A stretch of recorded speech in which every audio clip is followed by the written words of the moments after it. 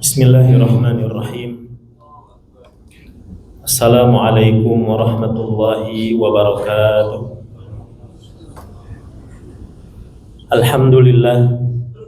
Alhamdulillahi ala ihsanihi wa syukru lahu ala taufiqihi wa amtinani. Asyhadu an la ilaha illallah wahdahu la syarika lahu ta'ziman li sya'nih. Wa ashhadu anna Muhammadan abduhu wa rasuluhu ad-da'i ila ridwanih. Salawatullahi wa salamuhu alaihi wa ala alihi wa ashabihi wa ikhwanih. Amma ba'du, ma'asyiral muslimin wal muslimat rahimani wa rahimakumullah. Alhamdulillah, kita bersyukur memuji Allah Subhanahu wa taala atas segala limpahan rahmat serta karunia yang Allah Subhanahu wa taala masih berikan kepada kita sampai detik ini. Salawat beriring salam semoga senantiasa tercurahkan kepada baginda Nabi Muhammad sallallahu alaihi wasallam, kepada keluarga beliau, sahabat beliau, dan orang-orang yang senantiasa istiqamah di atas sunnah beliau hingga akhir zaman. Dan kita berdoa mudah-mudahan di kesempatan siang hari yang berbahagia ini Allah Subhanahu wa taala berkenan untuk melimpahkan kepada kita ilmu yang bermanfaat, ilmu yang bisa menjadi amal, yang menjadi modal untuk kita beramal saleh, dan ilmu yang akan memudahkan langkah kita ke surga Allah Subhanahu wa taala. Amin ya rabbal alamin. Allahumma 'allimna ma yanfa'una wanfa'na bima 'allamtana wa zidna ilman wa amalan ya rabbal alamin. Jamaah yang dimuliakan oleh Allah Subhanahu wa taala, tema kajian kita di kesempatan siang hari ini adalah bertotalitas layaknya seekor kuda perang. Agama Islam adalah agama yang sempurna. Di antara kesempurnaannya adalah Islam mengajak pemeluknya untuk memiliki sifat totalitas dalam segala hal, terutama dalam beribadah, menghambakan diri kepada Allah Subhanahu wa taala. Di dalam pekerjaan, Islam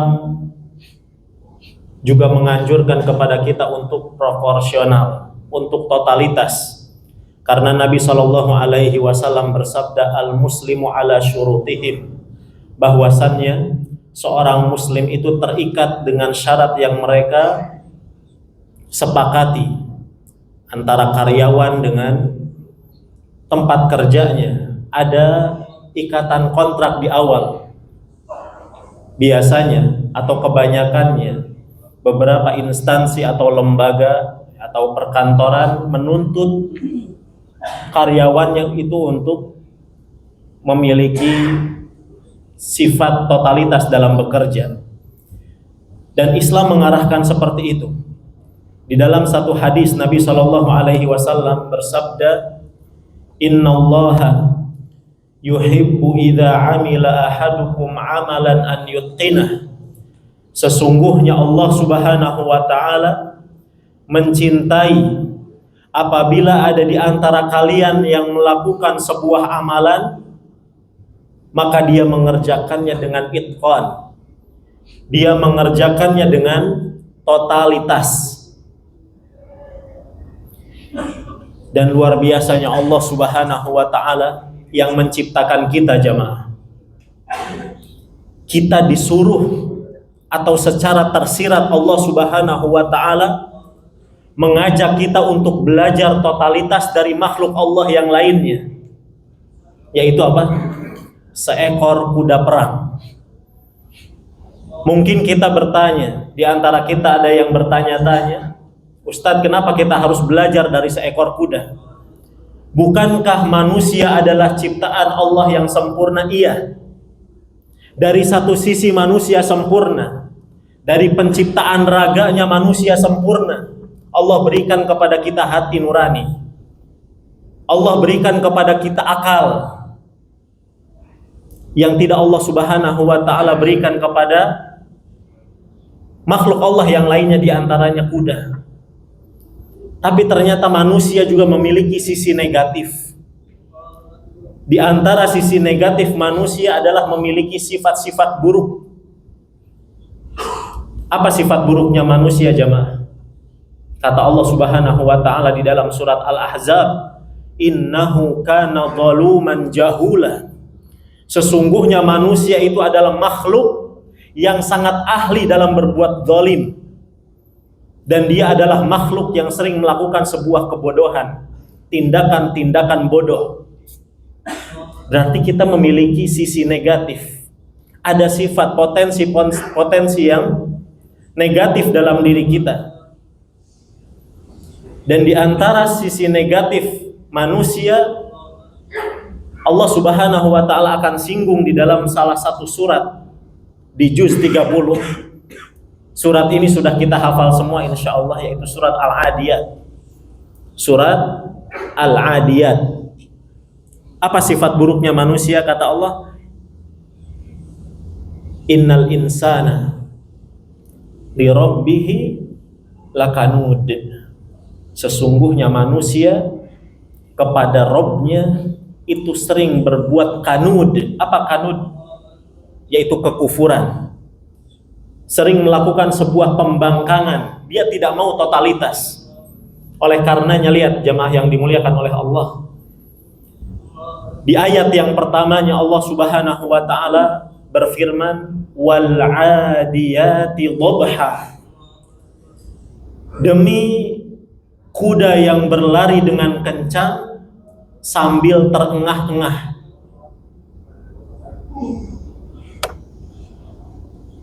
Surat ini diawali dengan sumpah Allah. Allah bersumpah dengan apa?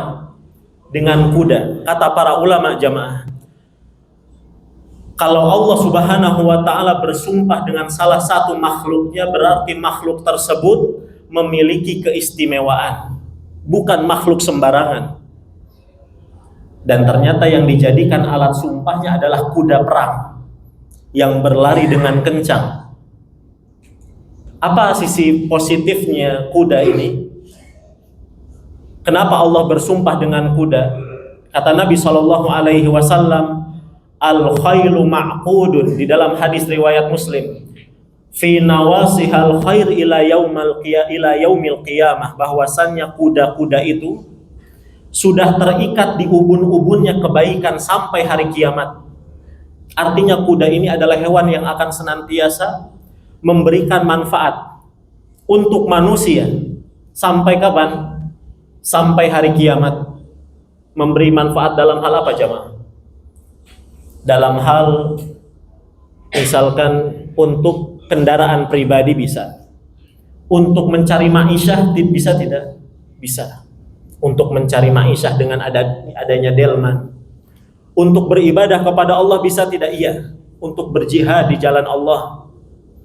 Bahkan satuan-satuan militer seperti misalkan Kopassus dan seterusnya, satuan-satuan militer mereka tidak bisa lepas dari yang namanya kuda ini.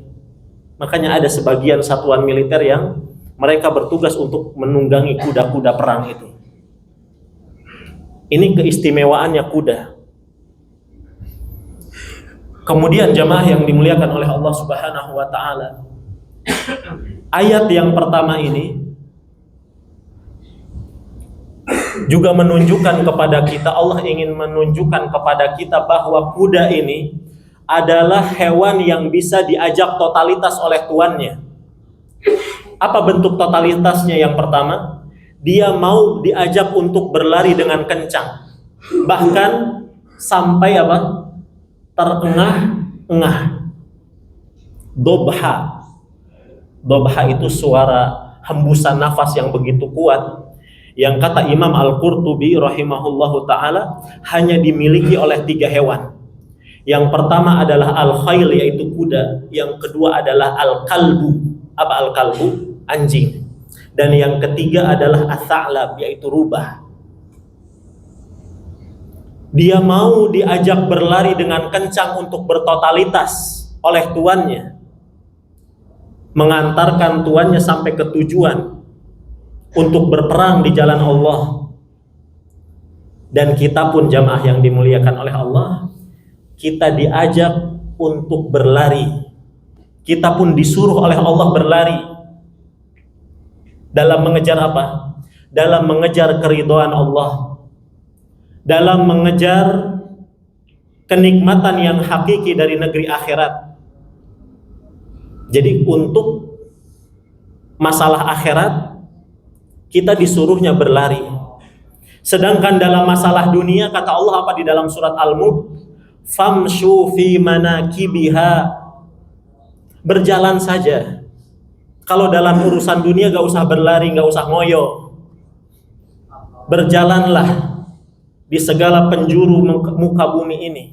Wa kulu mir rizki, dan makanlah dari apa yang telah dirizkikan oleh Allah untuk kalian. Wa ilaihin nusyur, dan kepadanya lah kalian akan dikembalikan. Kita semua akan kembali kepada Allah untuk mempertanggungjawabkan semuanya. Oleh karenanya dalam masalah mencari rizki jamaah, perhatikan, jangan semuanya dimakan, ya. Yang haramnya dimakan, yang syubhatnya dimakan.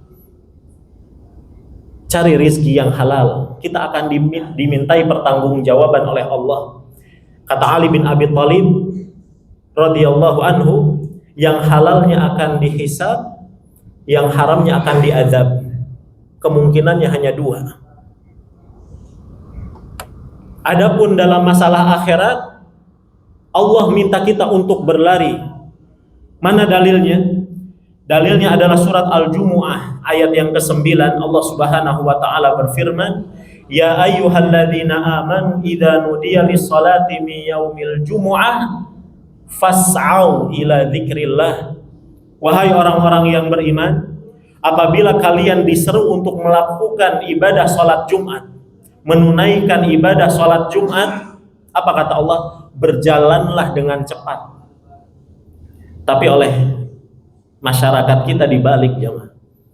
Jumatan ini mereka berjalan begitu santai, bahkan sebagian di tempat-tempat pekerjaan ini mereka sengaja datang ke masjid untuk Jumatan nunggu khatibnya turun dari mimbar. Dia balik perintah Allah. Dia berjalan dengan santai, bahkan ada yang merokok dulu di luar masjid. Nas'alullah as-salamah wal afiyah. Di dalam ayat yang lain kata Allah Subhanahu wa taala, fafirru ilallah, maka berlarilah dengan cepat untuk mengejar, untuk menuju Allah, mengejar keridhaan Allah Subhanahu wa taala. Ini totalitas kuda yang pertama jemaah. Dia mau berlari dengan kencang, diajak berlari. Yang kedua, mari kita lihat ayat yang kedua jemaah, apa bunyinya? Wal 'adiyati dhabha fal muriyati qadha. Kuda-kuda perang itu ketika berlari dengan kencang, ternyata dia mengeluarkan bunga-bunga api. Disebabkan apa? Qadha, karena kuku-kukunya berbenturan dengan batu-batu. Dari sisi mana totalitasnya kuda ini di ayat yang kedua jemaah? Dia menunjukkan totalitasnya dengan cara siap untuk berlari di segala medan, ya, baik itu medannya ya dalam bentuk padang pasir ataupun misalkan medan berbatu. Ketika medannya itu banyak batu, maka kuku-kukunya ini akan berbenturan dengan batu sehingga memunculkan bunga-bunga api. Bagi kita yang melihatnya keren, wow keren gitu Pak. Tapi buat kuda itu hal yang menyakitkan. Tapi dia tahan rasa sakit itu. Dia mau menahan rasa sakit dan lelahnya itu apa? Untuk menunjukkan totalitas kepada tuannya, kepada pemiliknya, kepada yang selama ini merawat dia. Dan memang dunia ini adalah tempatnya pesakitan jemaah.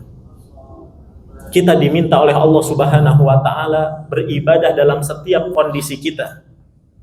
Wa'bud rabbaka hatta ya'tiyakal yaqin, dan sembahlah Rabbmu sampai kapan? Sampai datang kematian. Mau kita sehat, kita disuruh sholat. Kita ketika sakit pun, apakah sholat gugur? Tidak, sholat terus. Bertotalitas dalam beribadah. Ketika kita misalkan dalam keadaan senang, kita pun harus ingat kepada Allah.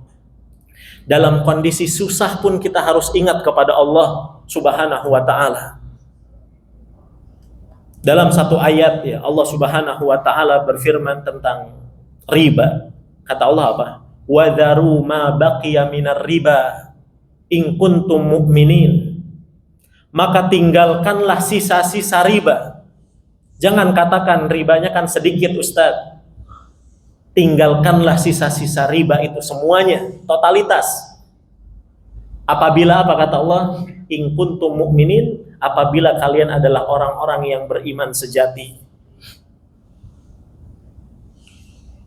Dan sebaik-baik contoh jamaah yang dimuliakan oleh Allah adalah Nabi kita Shallallahu Alaihi Wasallam. Beliau adalah seorang hamba yang menunjukkan totalitas kepada penciptanya.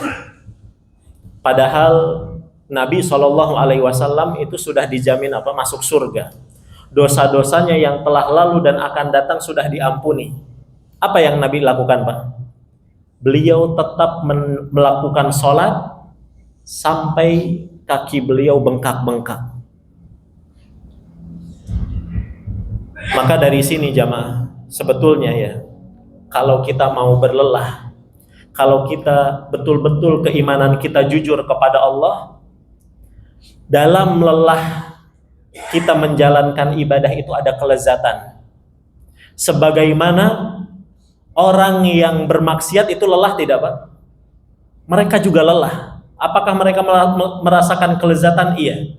Orang yang bermaksiat juga merasakan kelezatan dalam maksiatnya, padahal dia lelah. Pencuri itu apa? Lelah tidak dikejar, Pak. Lelah dia. Tapi kelezatannya pelaku maksiat akan berujung dengan siksaan. Sedangkan kita, orang-orang yang beriman kepada Allah, lelah kita dalam menjalankan ibadah akan berujung dengan kebahagiaan di surga Allah Subhanahu wa ta'ala. Bertotalitaslah. Yang ketiga jamaah yang dimuliakan oleh Allah, mari kita lihat ayat yang ketiga. Allah Subhanahu wa ta'ala berfirman, fal mughirati subha. Si kuda-kuda ini berlari kencangnya kapan? Diajak oleh tuannya berlari kencang kapan? Dia mengepung pasukan musuh di waktu subuh. Mengepung, ya, dia masuk ke dalam barisan musuh, dia masuk ke tempat ya, tujuan yang diinginkan oleh tuannya di waktu subuh. Totalitasnya dari sisi mana? Si kuda ini rela untuk meninggalkan waktu kenyamanannya untuk beristirahat. Dia ingin totalitas. Di waktu subuh itu kan binatang-binatang juga Pak masih tidur, Pak. Mungkin hanya ayam saja yang berkokok. Tapi rata-rata ya, makhluk-makhluk Allah yang lain masih istirahat. Tapi kuda-kuda perang itu mau diajak berlari di waktu subuh.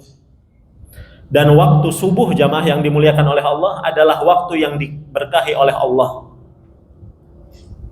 Kunci dan tanda keberhasilan dalam totalitas adalah ketika seorang hamba bisa menjadikan waktu subuh sebagai awal aktivitasnya. Jadi manfaatkan waktu subuh. Kalau kita ingin menjadi orang yang totalitas dalam hari-hari kita, bangun subuh, salat subuh. Kalau bisa sebelum subuh, awali dengan tahajud. Kata Nabi SAW bahwasanya seorang hamba itu kalau tidur dia diikat dengan 3 ikatan oleh iblis, oleh syaitan. Kalau dia bangun kemudian dia baca doa, ikatan setan itu akan lepas satu persatu. Apabila dia wudu, ikatan itu juga akan lepas. Kemudian apabila dia salat subuh, ikatan itu pun akan lepas. Kata Nabi SAW, ya, fa asbaha nasyitan thayyiban nafsi. Orang yang bisa memanfaatkan waktu subuhnya maka dia akan menjadi orang yang apa? Orang yang harinya itu begitu giat, dia akan totalitas dan bersemangat serta bergembira. Jadi tanda dari totalitas seorang hamba adalah ketika bisa memanfaatkan waktu subuh. Dia tinggalkan waktu kenyamanannya untuk beristirahat. Dan Nabi SAW ketika turun ayat ini, kata para ulama, Nabi pun menjalankan perintah Allah, Pak.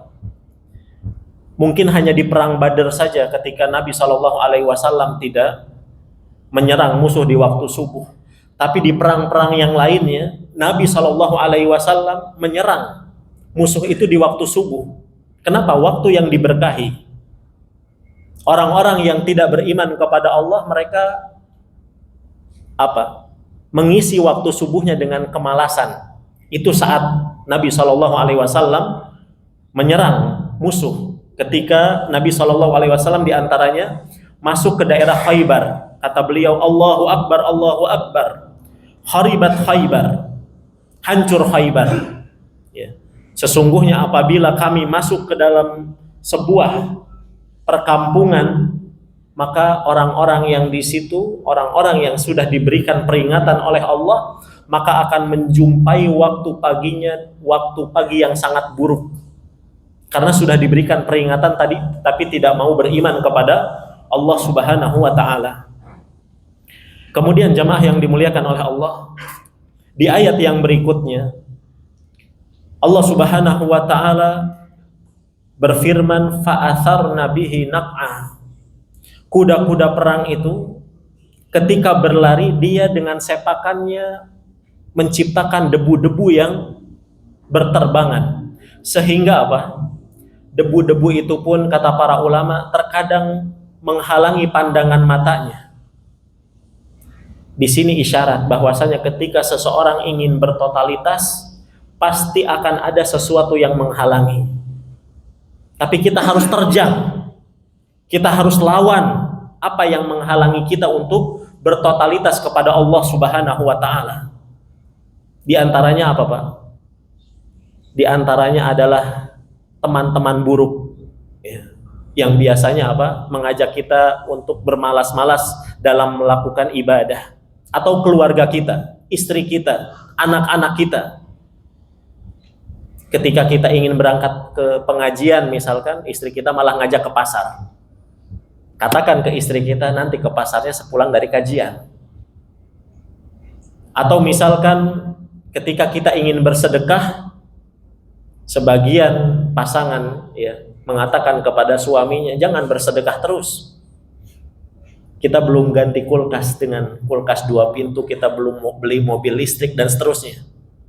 Dia menghalang-halangi kita untuk bertotalitas. Maka kata Allah Subhanahu wa Ta'ala di dalam surat At-Taghabun, ya ayyuhalladzina amanu inna min azwajikum wa auladikum aduwwan lakum fahdharuhum. Wahai orang yang beriman, sesungguhnya istri-istri kalian, anak-anak kalian itu bisa jadi menjadi musuh-musuh kalian, maka waspadalah. Kemudian jamaah yang dimuliakan oleh Allah, di ayat yang kelima Allah Subhanahu wa Ta'ala berfirman, fa'atharna bihi naq'a fawasatna bihi jam'ah. Kuda perang itu di antara bentuk totalitasnya, dia mau diajak ke tengah-tengah pasukan musuh. Resikonya apa jamaah? Terbunuh. Ya, lihat totalitasnya kuda.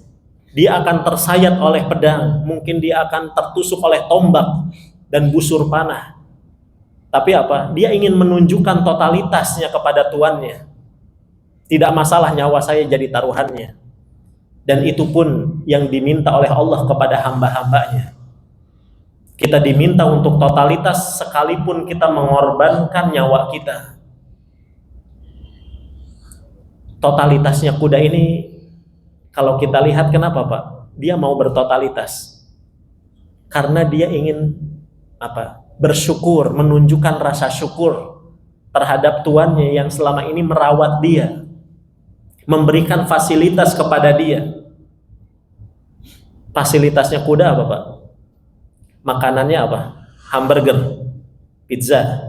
Bukan, hanya rumput saja. Minumannya pun hanya air putih mungkin. Tempat tinggalnya pun hanya kandang dari kayu. Tapi dia mau bertotalitas untuk tuannya. Sedangkan kita, siapa tuan kita jemaah? Siapa pemilik kita? Allah. Allah Subhanahu wa ta'ala memberikan kepada kita ini berbagai macam nikmat dan rizki. Makanan kita macam-macam. Ya. Minuman kita pun beraneka ragam warna. Ruangan kita pun ber-AC, bukan hanya dari kayu, dari marmer bahkan. Tapi sebagian kita nih diajak totalitas begitu malas. Begitu bermalas-malasan, begitu perhitungan. Oleh karenanya di ayat berikutnya apa kata Allah? Lihat, ini tamparan keras jemaah. Innal insana li rabbihi lakanud. Kalian ini kalah dengan kuda kata Allah. Sesungguhnya manusia itu adalah makhluk yang sangat kufur kepada Tuhannya. Sangat membangkang, tidak mau nurut. Kalau kuda tadi diajak ke berlari, mau. Diajak ke medan yang berbatu, mau dia. Disuruh masuk ke barisan musuh, ke tengah-tengah, mau dia. Sedangkan kita ini ogah-ogahan. Apa penyebabnya, Pak? Innal insana li rabbihi lakanud wa innahu ala dzalika lasyahid. Yang parahnya adalah manusia itu ketika melakukan kekufuran dia sadar. Ketika dia membangkang kepada Allah dia sadar. Itu yang sangat parahnya. Kalau jamaah di sini misalkan ada orang Pak berbuat salah sama antum sengaja, antum maafkan tidak Pak? Susah untuk kita memaafkan. Tapi Allah banyak memaafkan. Kita ini sengaja seakan-akan membangkang kepada Allah. Kita sadar, kita kufur kepada Allah. Penyebabnya apa? Wa innahu lihubbil khairi lasyadid. Penyebab kita tidak bisa totalitas, bahwasanya manusia itu sangat overdosis dalam mencintai harta. Wa innahu lihubbil khairi lasyadid. Sesungguhnya manusia itu sangat cinta dan cintanya overdosis berlebihan kepada harta. Sebagian ya, menumbalkan dirinya untuk apa? Menjadi hamba dunia. Dia tidak punya waktu untuk Allah. Giliran untuk dunia dia punya banyak waktu. Bahkan orang yang sudah diperbudak oleh dunia, jangankan untuk Allah, untuk keluarganya, untuk ibunya dia tidak punya waktu. Wal'iyadzubillah. Untuk duduk dengan istrinya, untuk duduk beserta anak-anaknya, datang ke kajian, mengajari mereka surat Al-Fatihah. Tidak ada waktu karena sudah diperbudak oleh apa? Dunia. Dan luar biasanya kata Nabi SAW, manusia ini ketika berhadapan dengan harta, kata beliau, orang yang sudah tua, manusia yang sudah tua itu hatinya akan tetap muda. Dalam hadis riwayat Bukhari dan Muslim, hatinya itu akan tetap muda ketika mencintai dua perkara. Yang pertama adalah tulul hayah, hidup panjang. Yang kedua adalah al-mal, hubbul mal. Orang tua ya Pak yang sudah sepuh, yang koruptor-koruptor itu kan yang kadang sudah sepuh ya. Wajah mungkin boleh tua, tapi hatinya kepada harta tetap muda dia. Ini kufurnya sebagian manusia ya kepada Allah. Kenapa tidak bisa totalitas? Karena dia sudah diperbudak oleh dunia. Ketika ada dua tuan Pak, ada dua tuan atau ada dua pihak, ketika kita sudah diperbudak oleh satu pihak, apakah kita bisa totalitas kepada pihak yang satunya? Kan tidak bisa. Oleh karenanya kata Allah sekali lagi untuk masalah dunia di ayat yang pertama tadi apa? Di awal-awal di dalam surat Al-Mulk, famshu, dalam urusan dunia itu berjalan saja. Famshu fi manakibiha wa kulu min rizqih. Taib yang terakhir karena waktu yang singkat, wa innahu lihubbil khairi lasyadid. Kalau kita sudah cinta dengan dunia yang menyebabkan kita tidak bisa totalitas, Allah dengan kasih sayangnya memberikan jalan keluar Pak. Kalau kita ingin kembali kepada jalan Allah, ingin totalitas lagi, apa obatnya Pak? Kalau sudah cinta dunia, afala ya'lamu idza bu'thira ma fil qubur. Apakah manusia itu tidak tahu? Apakah manusia itu tidak sadar kalau dia nanti akan dibangkitkan dari kuburnya? Kehidupan Anda itu bukan hanya di dunia saja. Ada kehidupan lain yang menanti. Jangan terlalu diperbudak oleh dunia ini. Siapkan bekal untuk apa? Kehidupan ketika engkau dibangkitkan dari kubur-kuburmu, kata Allah. Apakah manusia tidak sadar? Jadi kalau kita sudah diperbudak oleh dunia, banyak mengingat apa? Kematian. Ya. Ziarahi kubur, Pak, tapi bukan untuk apa? Minta kepada penghuni kubur, bukan, tapi untuk mengingat kematian, supaya nanti kita bisa bertotalitas lagi kepada Allah Subhanahu wa Ta'ala. Mungkin ini yang bisa kita pelajari di waktu yang singkat ini. Semoga apa yang kita pelajari bisa kita amalkan, dan semoga Allah Subhanahu wa Ta'ala memberikan kepada kita taufik sehingga kita diarahkan oleh Allah Subhanahu wa Ta'ala untuk menjadi hamba-hambanya yang bertotalitas. Dan apabila ada kekurangan saya mohon maaf. Kita akhiri perjumpaan kita dengan doa kafaratul majlis. Subhanakallahumma wa bihamdika asyhadu an la ilaha illa anta astaghfiruka wa atubu ilaik. Assalamualaikum warahmatullahi wabarakatuh.